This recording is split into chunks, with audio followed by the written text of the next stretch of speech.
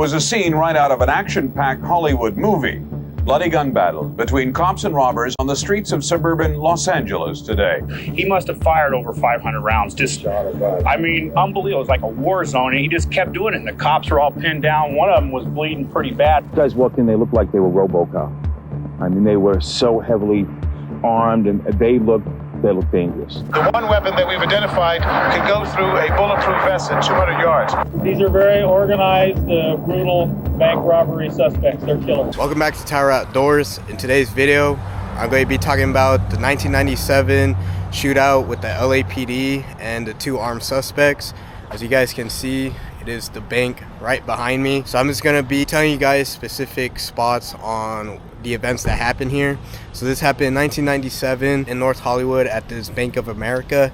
And so what exactly happened was they already had two armed robberies of the armored trucks, and then after that they decided to rob this Bank of America. And there's a lot of theories that they weren't just here for the money, because the way that they came to the bank, they came with fully armored head to toe.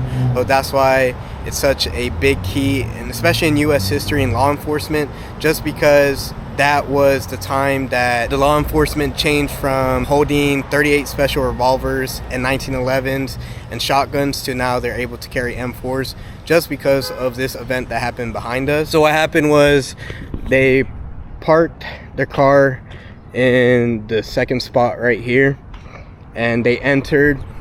Obviously, I'm not going to go into the bank, but once they entered, they shot up the bank. They demanded to go into the back of the bank and demanded all the money. Once they got the money, they had, I think, a time frame of about 8 to 10 minutes that they wanted to leave the bank. But the guy that they got the key from ended up taking a while. Eventually, they started hearing, I think it was Larry, because it was Larry, and we're just going to call him E. I'll put his name right here just because I don't know how to pronounce his name correctly, so we're just gonna call him E. So I think it was Larry who went out and checked. They ended up having the LAPD already out here. And so once the LAPD was here, they decided to leave with a bag of money, which wasn't a ton. They ended up having a little shootout in the front of the bank, just right out front on the other side here. And the LAPD already had all of this shut down with tons of cops all around. They tried to get back into their car, which again was parked on the second spot here. When they got to the second spot right there, ended up shooting at the LAPD, which were all stationed all around the entire block here, just waiting for them. And they ended up obviously shooting them. They ended up starting to back up their vehicle from this parking spot, and they ended up heading towards this way. Once they ended up heading this way, again, they were taking fire from the LAPD. Looked like it was more in neutral or about 5 to 10 miles. Just right over here where a big rig was parked here, the LAPD had the shootout again. You guys know they were all fully armored with the vehicles, or my bad, not with vehicles. They were fully armored head to toe, and so all the time when the cops were shooting them, the LAPD was shooting them, it was absolutely doing zero damage to them. So as you guys can see, here it was with the LAPD facing this way, shooting at them. Once it was Larry who ended up shooting himself. He ended up walking this way, so we'll just kind of walk where he was at. I kind of want to see if there's any gunshots, but I don't think there's any here. Not seeing any holes or anything. There was an officer called Officer Torres right over there on that corner. He started shooting at Larry, who was at the spot where I'm at. Larry ended up getting shot by Officer Torres in the hand. Once he got shot by Officer Torres in the hand, I think he realized obviously that he wasn't going to be able to shoot anymore back towards the officers. So what he did was, obviously after he got shot in the hand, he took his gun that he had and just ended himself right on this sidewalk right here. And at the time, if you guys are looking at the video, because I'm going to be adding clips of the event, there was no sidewalk here, so, but it was just a dirt pad. But either way, this is where Larry ended up getting shot at Agnes Avenue, 6600. Right over there was where Officer Torres ended up shooting him from over here. And then down the block, just right over there, floor box down, was where E, which again we're just gonna call him E because I don't know how to pronounce his name. That's where E, he ended up taking that white sedan down 4 blocks, and it ended up, if I remember correctly, the vehicle ended up being disabled. Once it got disabled, he tried to rob another van, or he tried to rob other vehicles, and he ended up getting into the van after he shot at the guy that was inside that brown van.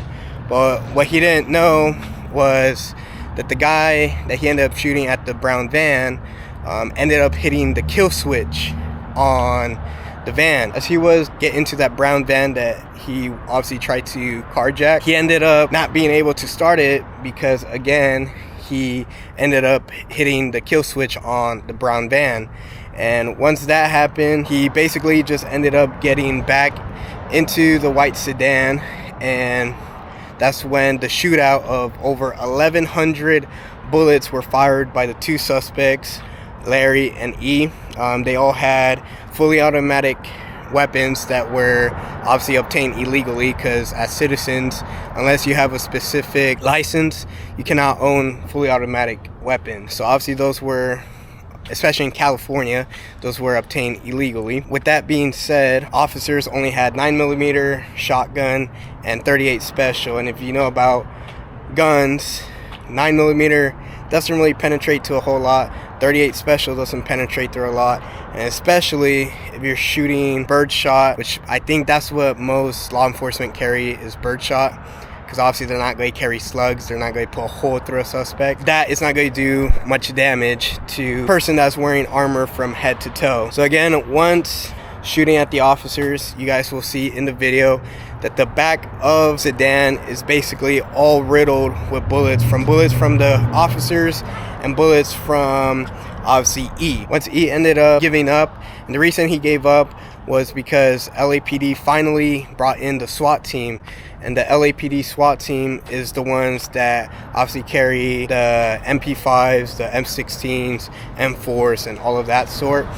They were the ones that were eventually able to finally stop E and Larry, which Officer Torres was the one that ultimately ended up stopping Larry, but who ended up stopping E was SWAT team of LAPD. And if it wasn't for LAPD, they wouldn't have been able to stop that manpower, because obviously you're having 7.62, 5.56, 2.23, which are obviously the same thing. They didn't have those, they wouldn't have been able to stop E. This goes down into like law enforcement history, because again, like I said in the beginning, this was what made every single law enforcement in the country change to officers being able to carry M4s, M16s, anything that wasn't lower than a 9mm, because all LAPD had that day, on this beautiful day out here, was again shotguns, 9 and .38 special. So again,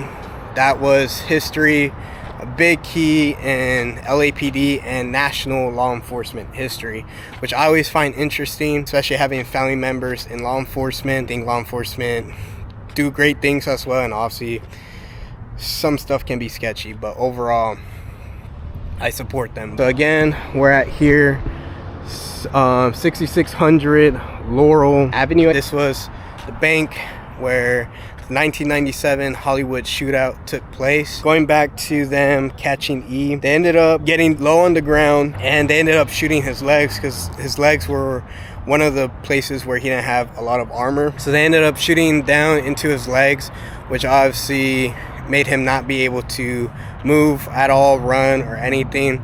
So eventually the SWAT team came in, got him on the ground, handcuffed him, and some sources have said that he said, "I don't want to be taken alive, just, you know, kill me right here and do it." And obviously as police officers, they can't do that. But yeah, very interesting on what played out here in 1997. Interesting history has came from here. If you guys have seen my shorts, that's the main reason I did this video, was because my shorts It's both of them, that me filming the loadouts that they had, the full gear, the guns that they had, and then as well as the vehicles that were involved, the sedan that they drove, which I'll try to put a video on here because I don't have it on my phone, but I have it on my YouTube. Shows the exact car and one of the LAPD vehicles that was involved in the shootout. It's a little piece of history out here in LA. I do want to do more videos like this. If you guys want any more videos like this, me explaining other key events, law enforcement, or just in general, just let me know down in the comments below, and I'll see you guys in the next video. Peace.